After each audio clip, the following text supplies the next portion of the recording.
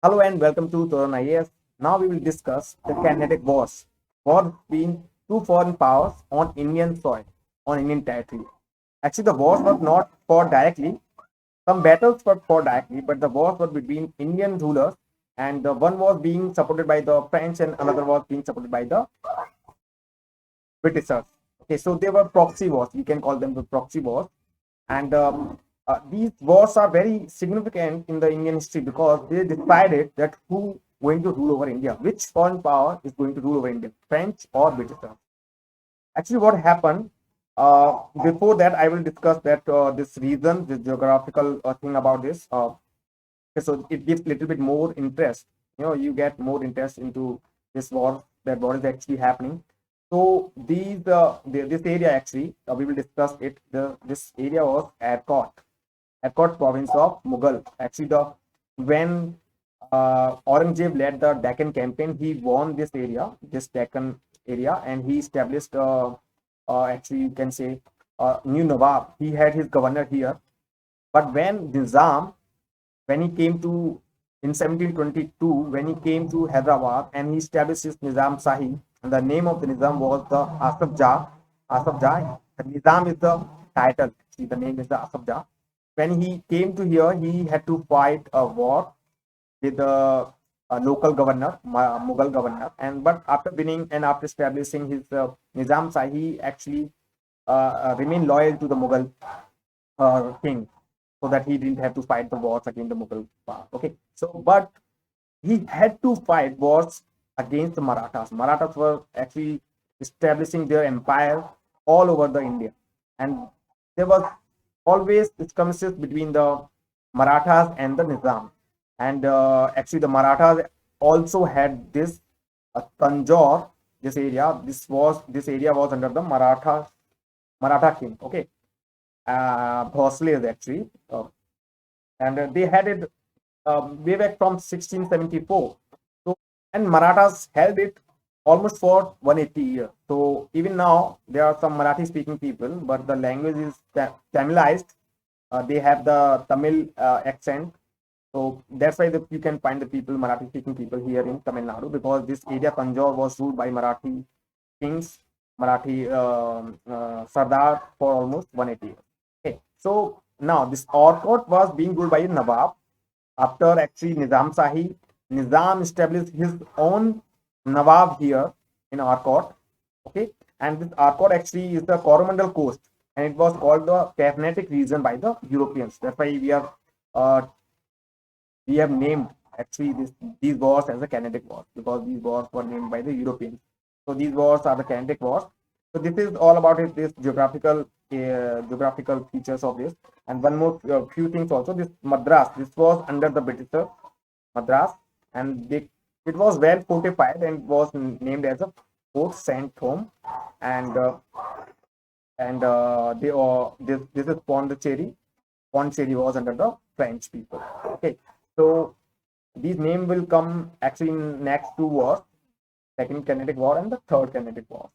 That's why I'm discussing these here. This is Airport, this is Jinji, and this river, Adya River, this is the Punna River.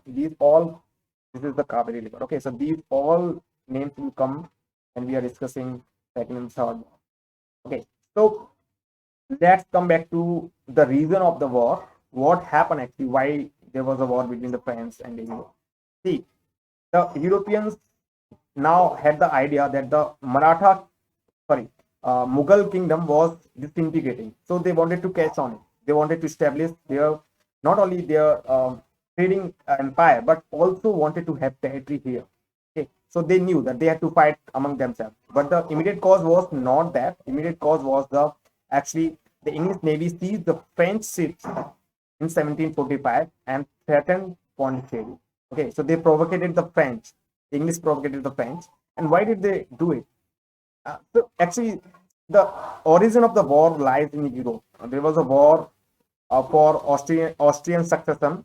There were actually this Austrian succession war is termed as a world war because all European powers were involved in it, whether it's Sweden, Dutch, Spain, all European powers were involved in this Austrian succession war. Okay, so this Anglo-French War, it started in 1740 and it lasted till 1748, and it also ended the first Carnatic War in 1748. So it started with the Austrian War in Europe, and the immediate cause was the seizing of friendship by the Britishers. Okay, in 1745. In retaliation, the French seized the Madras in 1746 under the leadership of Dupleix. This name is very important, Dupleix. He was very visionary. He was a statesman. He actually was very great commander of army actually. So he seized the Madras in 1746. Now what happened after that? The Britishers went to Nawab. He Anwaruddin. They went to Nawab and they wanted Nawab to help them to get the Madras back. So now Nawab actually didn't want the foreign powers to fight on his territory. He wanted to show them their authority, his authority. He wanted to show that still this region is being ruled by him. So he actually sent a very large army of 10,000 men and to take fort from the Dublin. Actually, before that, Dupleix even tried. Dupleix even tried to placate the Nawab by giving the Madras, but he actually refused it. He didn't accept that offer, and he sent an army of 10,000 men.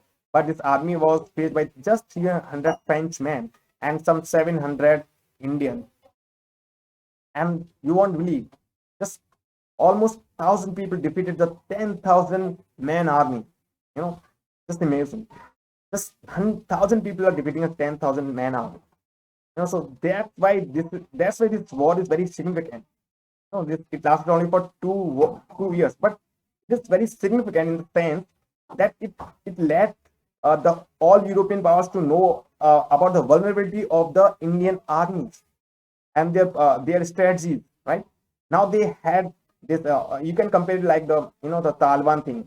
People think that since the Taliban has captured the Afghanistan, now the all other extremist forces all over the world will get this motivation, the moral boost. So same thing happened here as well. That after defeating the Nawab army, actually this battle is known as the Battle of St. Thome.